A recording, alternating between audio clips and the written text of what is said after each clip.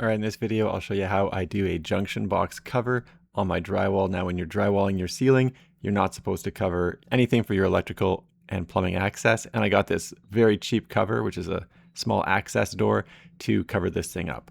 It comes with 4 screws, and I found that the screws are way too small.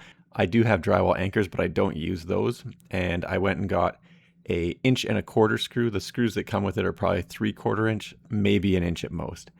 And instead of the drywall plugs, I'm going to use this small piece of extra maple board I have. So on one side, I'm able to screw directly into the floor joist, and on the other side, there was nothing. So because I made the hole fairly large when I initially did this, and obviously it's sized to that junction box, I'm not really able to put in those drywall anchors. If you had a bigger trap door, then it would probably work. So instead, I just put that little piece of maple up above on that one side, pre-drilled it, and then obviously just screwed through the drywall and into the maple board behind the drywall. Effectively, it's acting like a drywall plug. For the other 2 screws, I didn't pre-drill anything. I just screwed straight through the drywall and into the floor joist. So no mystery there, no pre-drilling. And my camera just did not want to focus. But once I've got the 1 screw in, I do re-drill the maple board just because it moved around a little bit. And then obviously I just screwed in right through the maple board. And there's that 1x2 maple just sitting there like that. Anyway, super fast and easy, keeps it legal, and looks better than an opening in your ceiling. Thanks for checking out my video. Don't forget to like and subscribe.